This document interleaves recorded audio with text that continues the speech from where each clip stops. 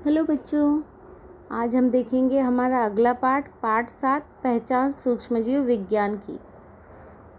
इस पाठ में हम पढ़ने वाले हैं व्यवहारिक सूक्ष्मजीव विज्ञान, औद्योगिक सूक्ष्मजीव विज्ञान, उत्पाद इत्यादि। तो सबसे पहले देखते हैं व्यवहारिक सूक्ष्मजीव विज्ञान किसे कहते हैं।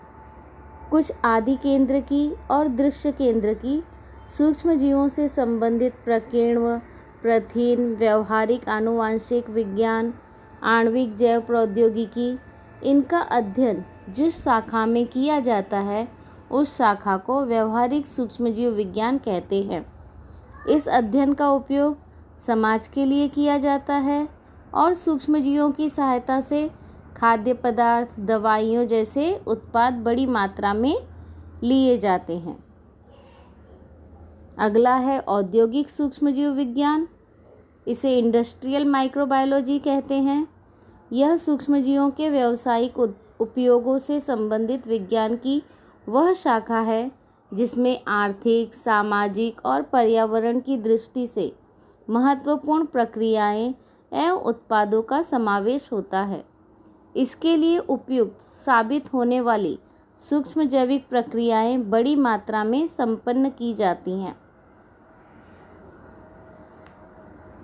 अब हम देखेंगे औद्योगिक सूक्ष्मजीव विज्ञान के मुख्य पहलू। तो उसमें पहला है किण्वन क्रिया की सहायता से विभिन्न उत्पादों का निर्माण करना। जैसे उदाहरण है पाव, चीज़, वाइन, रसायनों के लिए लगने वाला कच्चा माल, प्रकीर्ण, खाद्य घटक, दवाइयाँ इत्यादि। दूसरा है कचरा व्यवस्थापन और प्रदूषण नियंत्रण के लिए सूक्ष्मजीवों का उपयोग करना। तो ये हमने औद्योगिक सूक्ष्मजीव विज्ञान के मुख्य पहलू देखे। अब हम आगे देखने वाले हैं उत्पाद, जहाँ पर हम देखने वाले हैं सूक्ष्मजीवों का उपयोग करके जो उत्पाद बनाए जाते हैं उनका अध्ययन करेंगे। तो सबसे पहले है दुग्धजन्य उत्पाद।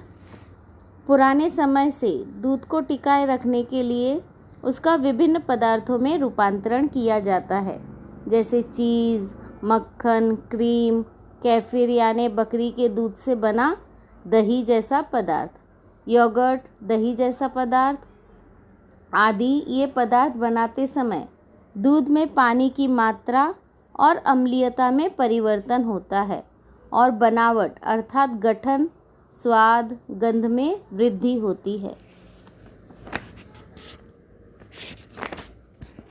आगे हम देखेंगे योगर्ट का उत्पादन। योगर्ट यह खट्टे स्वाद वाला उत्पाद है। उसका औद्योगिक उत्पादन करते समय दूध में प्रथिनों के लिए दूध पाउडर मिलाया जाता है। दूध को गर्म करके गुनगुना किया जाता है और उसमें स्ट्रेप्टोकोकस थर्माफिलस तथा लैक्टोबैसिलस डेलब्रुगी इन जीवाणुओं को 1:1 मिश्रण में मिलाया जाता है। स्ट्रेप्टोकोकस के कारण लैक्टिक अम्ल बनकर प्रथिनों का जेल बनता है और दही को गाढ़ापन प्राप्त होता है।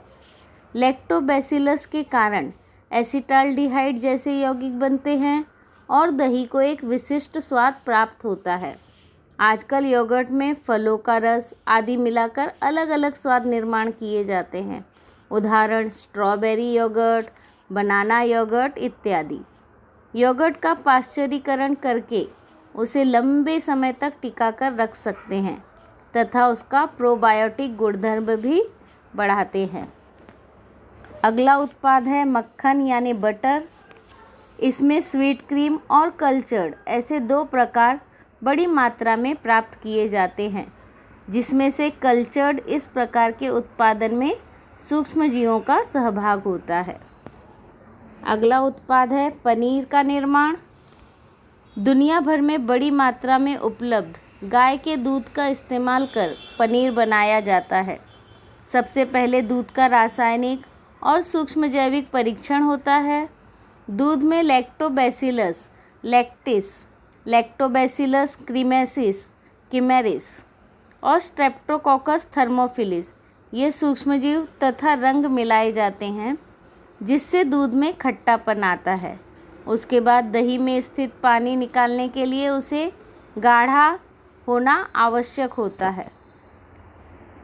इसके लिए जानवरों के अन्न नलिका से प्राप्त रेनिट प्रकीर्णक पहले ही से उपयोग में लाया जाता था, पर आजकल कवकों से प्राप्त प्रोटीएज नामक प्रकीर्णक का उपयोग कर शाकाहारी पनीर बनाया जाता है।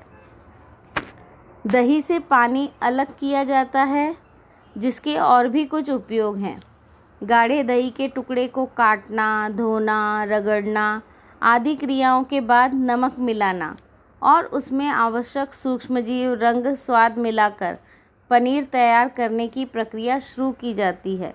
बाद में दाब देकर पनीर के टुकड़े किए जाते हैं और उन्हें परिपक्व बनाने हेतु संग्रहित करके रखा जाता है।